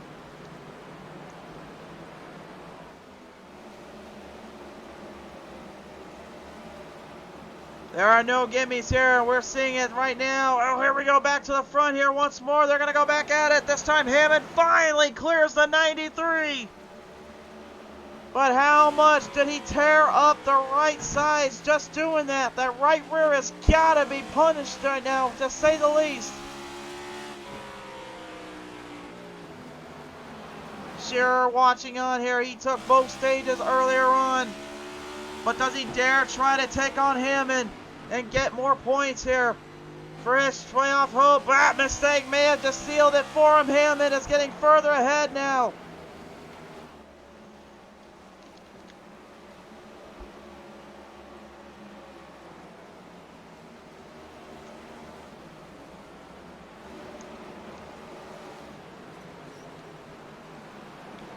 My word, man, this has just been absolutely chaotic. Brandon Burkhardt, by the way, 3 spots out, 3 points out right now as well. He's trying to get up there ahead of Cody Sturgill if any chance or any hope left. Sturgill giving him room. Hammond, though, he's going to pit road. He has to get to pit road. He's going to have to hurry out while he can. That may be a sealed deal there for him and the crew. Shearer will take the lead back. Bogart, Burkhardt right now. Both guys looking on. This is an amazing long run finish to the line here for this championship hope. John Fowler saying that was fun racing with these guys. John, it was great to have you on board again, sir. It's unfortunate your day went out the way it did, sir. We appreciate at least coming on by and at least racing it out with these guys. Here we go now. Battle for the third spot. Burkhardt manages to make his way around Bogart. That will give him a chance, a slight glimmer of hope. Anything is useful right now.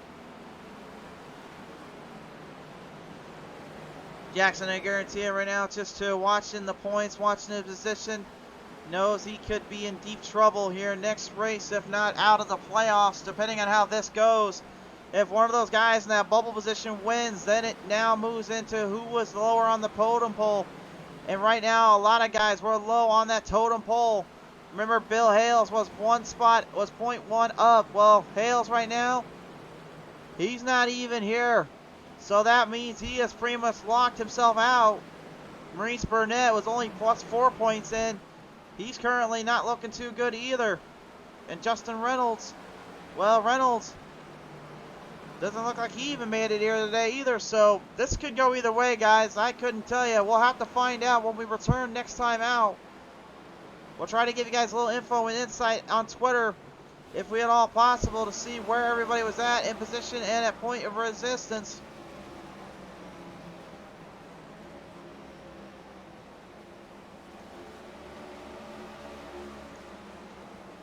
Cameron DeRue right now currently looking on from behind as the field is making their way back ahead of him. The number one, Ron Hollyfield, making a good charge with Michael Caffrey behind him. Charles Van Schaik right now looking hopefully maybe to catch a break, catch any kind of hope. Fowler, well, we'll see you 2 weeks from now. Actually, I believe you guys have an off week next week. That's what we read on the calendar anyway. Toe tapped up, top side, Sturgill in the wall. Avoid Shike, that could have been bad. These guys, the last thing they want to think about right now is that darn yellow flag popping up. They don't want it. They don't want to see it. They want nothing to do with it. Some may be hoping for it or hoping for a miracle, something, but at this point, it's just been too good to call it. They are still in this run, back and forth action of packed and adventures await them. DeRue stuck between a rock and a hard place. Ron Holyfield moving up quicker to the field. Schmitz here a lap down, trying to avoid more trouble than it's worth. They spread out, finally getting themselves cleared in again. That's 97 to Michael Caffrey right now, looking to maybe make a way through the positions and off the stakes with 30 laps to go. What will the drivers do? Do they opt to the lines? Do they opt for momentum? Burkhardt has got ahead by a good margin of error. He's got Gattina now right in front of him, looking to get there to Bud Shearer. Might have a chance to do so. Bogart was in pretty much a dead-on zone there. They went 3 wide off of corner number 2. They keep it clean, entering into 3, down into turn number 4. Here comes Caffrey, coming for Bogart. Bogart knows he cannot lose too much more positions. Oh my! They're still 3 wide and off the corner's end. Traffic is making it that much more difficult and making it that much harder to deal with. Look out for John Hammond, though, the number 13, coming back for position. He has got to get laps back, and he's got to hope for a pit stop made on some of these drivers if he wants any chance. There's his target right now. Bogart up ahead of him. The 13 will move his way through. Shearer goes to pit road. We've got a new leader for the first time today. Brandon Burkhardt leads it. He's got 26 laps remaining. When does he opt to pit road? If he does at all. Looking at the pit stops right now, he went at lap 166. Let's take a look at the fuel line strategies here and see where these guys have been going in at. It looks like they've had about a fuel run, judging from the markers, at about, that's roughly 88, 90 laps or so. I don't know. That's a tough call. Burkhardt might have enough. But even if he does, he still knows he has got to be careful of what's going on behind him, because again, if anything happens behind him, that will spell doom and trouble for everybody. Holyfield right now staying in it with Caffrey right ahead. The Australian is making a great use of the Penduel 77, trying to gold standard his way up to the front, maybe make a run for it. And the motor's quitting on some other drivers here. We just heard the motor quit on one of them. Something went out.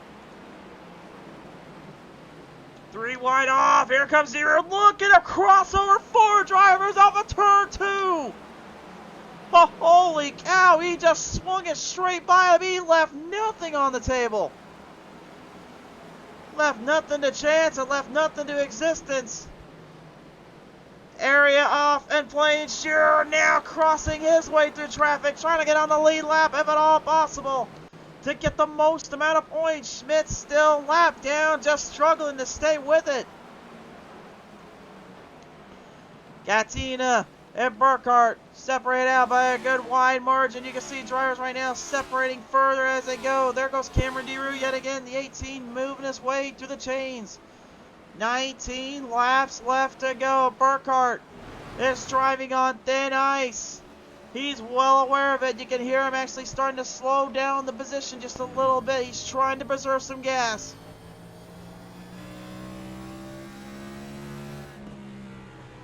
Listen to that throttle rhythm. He is so careful to get back on the throttle. Tires are tore up. The fuel is engaged, and he is currently just hanging on for all that's worth.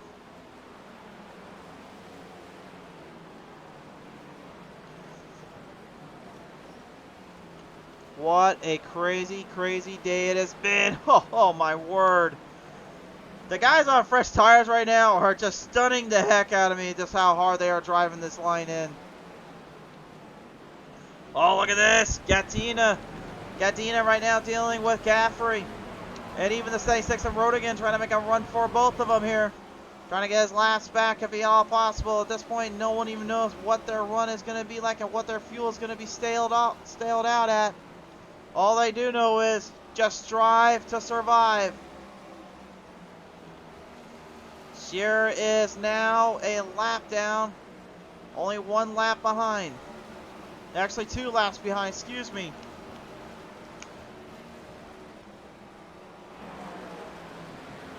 When we get to the final 10 laps, top 5 will go on your screen.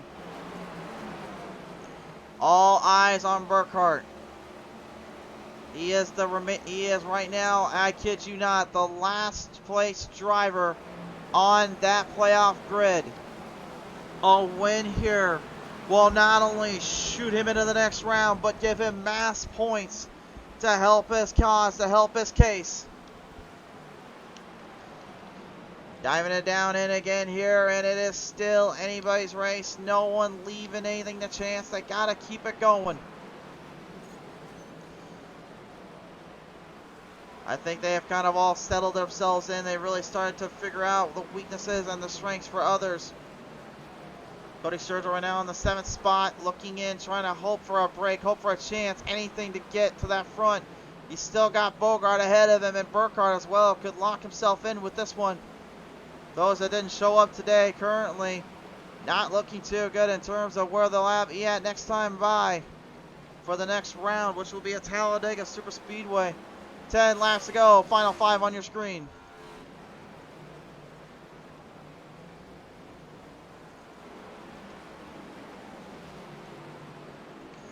Here comes that number 8 of Maurice Burnett here. Laps down, many laps down, but he's just currently just trying to hope for the best.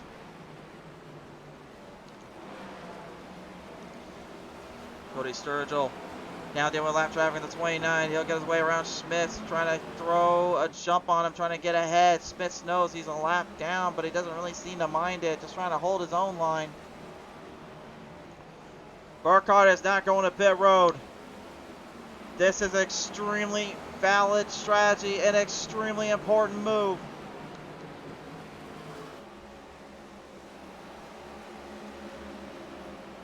How far would one go in order to make it or break it today? That was what we had asked. That's what we thought. I think we got our answer. The first two stages riddled and filled with cautions, but this final stage was riddled and filled with absolutely heartbreaking and crazy performances. And Bogart, he's going to pit road. The 5 is in pit road. Hammond has a chance, and he's going to get him. He's got the spot. He's got Bogart now put behind him. Hammond has now just moved his way ahead in the playoff positions. Final laps closing in for the 83 camp here. Everybody else looking to take him on. Look out, here comes Gaffrey. Spoiler time. The 77's coming for the 83. Burkhardt launches it off from behind. There's nothing he can do. They've got 3 now, 2 to go. Will Caffrey play the spoiler? We've got green flag high there with 2 more to go. Burkhardt trying to hold on. He knows he's coming. Shearer throws a jump though on the 77. That might have saved his day. Next time around, Shearer throws one up top. White flag in the air. Who will take home the race? Caffrey trying for one last haymaker to get him. I don't think he's got enough time. Off of corner number 3 and down in turn number 4. A fitting conclusion from the bottom to the top. Burkhardt wins and advances to round 12. Oh my word. How did he do it? The Fast Lane Harley Davidson Motorcycles Company will take it home and win at Bristol, and somehow locks himself into the next round, and I don't even think he can believe it himself. He was trapped, he was caught up in wrecks, he was thrown to the wires, he was thrown to the hounds, and he got sent back and around a few too many times. But somehow, some way, Burkhardt comes out with it. And looking at our other positions right now, Cody Sturgill falls just 1 position back of John Hammond. Hammond will advance to the round of 12, I believe. Shearer will go with him. Strickland is already in there.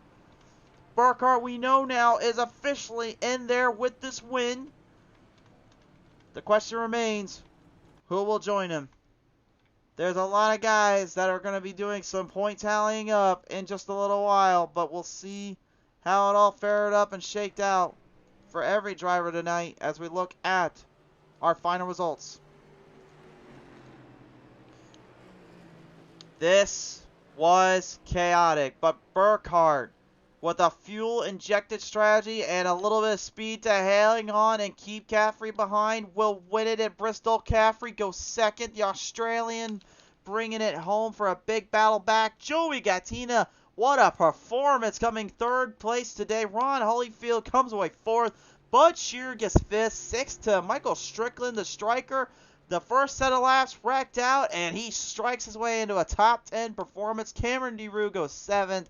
John Hammond fought, scratched, and clawed all day long, and enough to get him off that bubble. He takes home a spot ahead of his competition. Cody Sturgill, hard to say. We'll have to see what happens for him. But he goes 9th. Philip Schmidt rounds out the top 10. Whew. I do not know what else to say, race fans. That was pure chaos in its own grasp. Frankly, I probably will get in trouble for saying this, but it was just pretty damn cool. Alright. There is one last piece of business we have to attend to. Race fans, it is time to listen into your top 3 performers today. Coming away today in the 3rd spot, he comes in the number 14 Ford Mustang. Ladies and gentlemen, Joey Gattina coming away here as the 3rd place finisher. Joey, congratulations on a podium, and what a drive you had all day long. Had a great showing in the stages, but that final stage, talk me through it, sir. Yeah, I guess just the right foot. It gets me every time, burn the tires up. I told my guys, I said, if this goes green, I've got this in the bag. And right as I said that, it just fell off a cliff. So at that point, we're not racing for anything here. So just tried to give as much room as I could to Brandon to let him try to take a swing at the win. So overall, fun night for us. So A fun night indeed. I know there was a little bit of chaos that kind of mixed in and kind of threw yourself for a head bind or a bind there in the corners. But I gotta ask you, as you were kind of stretching out and really looking in at the last leg of this race, were you kind of nervous about that caution and brewing out for one of these guys? Yeah, I wasn't planning on taking tires that stopped that I did the last one, and unfortunately we didn't communicate that, and we took the last set. So I needed it to run green to have any kind of chance, or I was going to be in big trouble. So it worked out, but at the end we burned the tires off of it, and that's third place is all we got. It is indeed, but nevertheless, who do you want to thank you for that third place here, Joey? Hey, I want to thank all the guys here at the Goat Racing League for letting us come over and run tonight. North Carolina 811 Call Before You Dig. Great sponsor we have. So glad to have them on your show, and we appreciate it. Gatina, congratulations on a third place finish. What a performance here at Bristol. Ladies and gentlemen, the third place finisher today coming away here solid as can be. Your second place finisher, though, he was about to play spoiler to the winner today, but Gaffrey will come away today second place. Michael, congratulations on that. And we didn't see much of you throughout the rest of the season, but as you came out tonight, you nearly spoiled the party there for that 83 camp. What was going through your mind there on those last 5 laps? Yeah, I was trying to chase old 83 down. He just it was just a bit too much traffic. I couldn't thread that needle to catch up to him. But I was trying. Let me tell you, I think I had the tyres. I just didn't have the magic to get through some of the traffic. Yeah, it looked like kind of getting posted around there as further as you go. It was going to be a bit more difficult to try to make or break your situations, but you know, I will say though, with what you had in store, what you had at stable position, did the right front kind of tear off a little bit more than it could chew to get there at the end? Yeah, it was down to about 63 at the end. So you know, I still had a fair bit left on it, but I had a pretty good idea on how much tyre usage I was using through the race. It was just making sure I got that the fuel loaded up for that final run. For sure there. Well, nevertheless, Caffrey, as the fuel run comes to a close and you drive this one into a second place finish, who do you want to thank here today for this one? Hey, I'd like to thank yourselves for the broadcast, and also Brandon for the good race up front, Joey coming in third, and also my wife for letting me get on here and put a lot of time in. For sure. Sorry, and also the Goat League and all the admins for the host. For sure there, Caffrey. Congratulations, man. What a performance today here at Bristol. Thanks, Chris. Michael Caffrey bringing it down under the second, but the man that puts everyone underneath him now, Brandon Burkhart.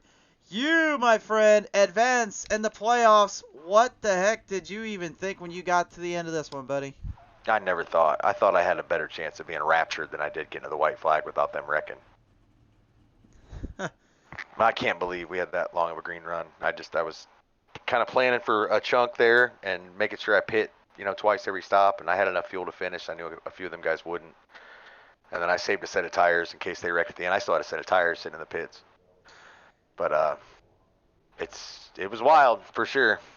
It was wild, it was chaotic, and things were just getting a bit out of hand. I would say probably for the first 2 stages, and maybe in your mind you think the same, but that final stage, again, like you said, the unexpected, but it did happen. And when you got a little bit later on there, I mean, really, I would have to think you probably were just more worried about these guys getting a little too over their edge there for the final 10 laps or so, didn't you? Yeah. I mean, I knew when the green flag fell that most of them were over their heads already. So really, I was just trying to be careful, for as much as possible. I mean, I think every yellow that came out, I managed a way to get hit by a car that was in the wreck. I was carrying 4 minutes of damage at one point, so I was just trying to keep it in one piece because I knew at the end, if I still had a set of tires, my car was half straight, I'd have a chance. Just because, I mean, you look at my best lap. There's a lot of laps faster in that race than I had. But that's that's where they get in trouble. Bounce up off the bump in 1 and 2 and stuff like that. But I just tried to be careful. It was getting a little irritating with some of the damaged cars and guys conveniently placed. But I am shocked it finished under green. Finished under green and advancing on with probably one of the premier making performances in this playoff so far. With that said, Burkhart, I got to ask you, who do you want to thank for all this, buddy? Just fast lane the team, Aaron, Ron, Ricky, John, Charles has come on with us. We just, try to small group of guys that just get together and try to go faster. We don't buy setup shop stuff or anything like that. But and everybody that was a little off the pace in that race that did stay out of the way and tried to make holes for you. There was quite a few that did a good job of putting the car where it needed to be. Philip Schmitz did a good job. Mark in the 76 did pretty good for the most part. A lot of guys were, they were at least paying attention to what was going on. So that made it a lot easier. And last time I was on this track and anything, it was in real life, and it was scary enough. I think it was just as stressful as this was today. I can certainly say it probably was, but hey, at the end of the day, all that matters is you got through it, and you're getting through another round of playoffs, man. Congratulations. Yep, thanks, guys. Ladies and gentlemen, your winner today in the 83, Brandon Burkhart. What a performance, what a career-making performance, and possibly what could be described as our wildest race to date at Bristol Motor Speedway. With that said, I close off with this tonight from you fans out there. Thanks so much for tuning on in. We love you guys. We'll see you next time when the green is flying high.